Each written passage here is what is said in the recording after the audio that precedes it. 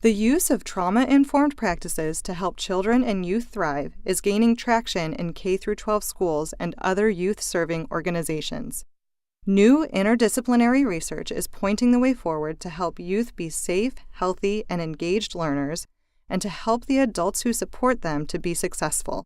Trauma describes a range of experiences that are emotionally painful and distressing, and that overwhelm a person's ability to cope, leaving them with feelings of helplessness, fear, and disconnection.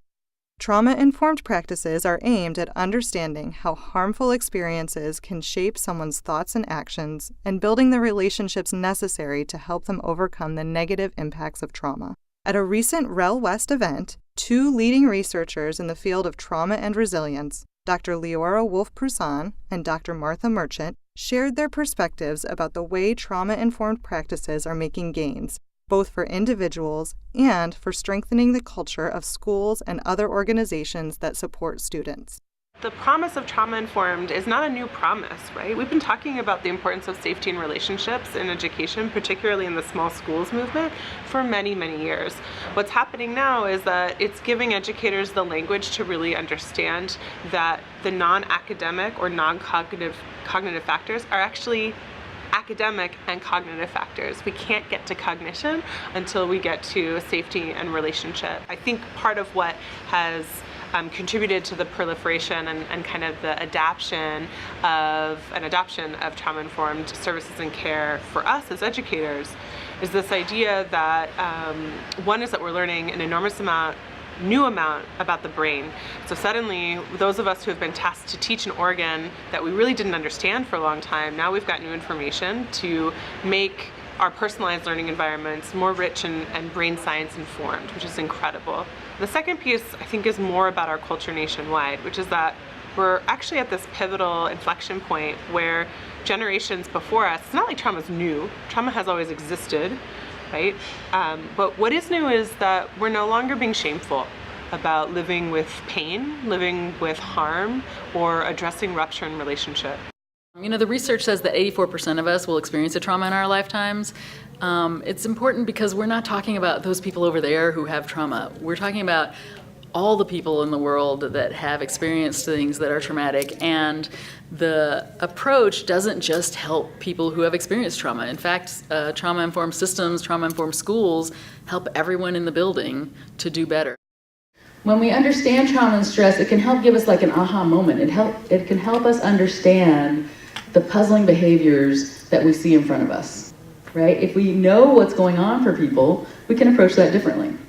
We really want to ask people to shift their perspective from one that asks, what is wrong with you, to one that asks, what has happened to you, right? When we're able to do that, we get context, it fosters compassion, it helps us to see strengths in the face of adversity. We heard from both about specific actions that educators can take to create more trauma-informed environments. In terms of what can a new teacher do to start to embed and embody trauma-informed practices and approaches into their new teaching practice. Pretty foundational is to engage in self and collective care. We really want to be conscious that you're not that student's savior, you're not responding to their trauma, you're not going to take care of it.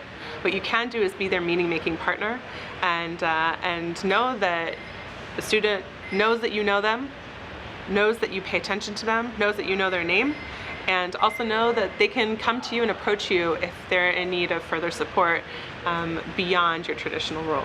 For every big I intervention that we talk about, therapy and services and wraparound and all those things, every one of those is built up of little I interactions, right? Hi, how's it going? Call you by name, look you in the eye, nice to see you today, what's up today? Right? All those little I interactions make a difference. Every positive attuned interaction that you have with a trustworthy other helps to rebuild connections in the brain, right? Such that we can move the song from the fear song to the compassion song, to the school is a place for me song, to the I know where to find help song. They both shared what's really exciting to them about using trauma-informed practices with students and in schools. What it feels like when the world feels overwhelming, violent, shifted, I can't trust people, I don't believe that people are inherently there for me, and I fundamentally believe that someone will leave me. when someone sits across from me and says, I see you, I not only see your potential, I see your gift. I'm not asking you to be different. I'm seeing you for who you are. That in itself, it can be incredibly healing for someone who may not feel seen. I feel like I've been honored to see a lot of transformations. I've seen entire school buildings become calmer, quieter places where it's easier for kids to learn and for teachers to teach. I've also seen relationships between students and teachers change such that kids really felt like valued members of their classroom and changed the way those kids looked at their education going forward. And I've also seen individual students have remarkable transformations where they moved from a place like school is not a place for me, school is not an important place for me, or I don't care about school, to feeling like not only do they belong in school, but that they really can succeed there. At this point, we know that nationwide our young people are hurting, our educators are hurting, and our schools are hurting. So there shouldn't be a question anymore. There should only be a, where can I learn more? This video is funded by the Institute of Education Sciences at the U.S. Department of Education.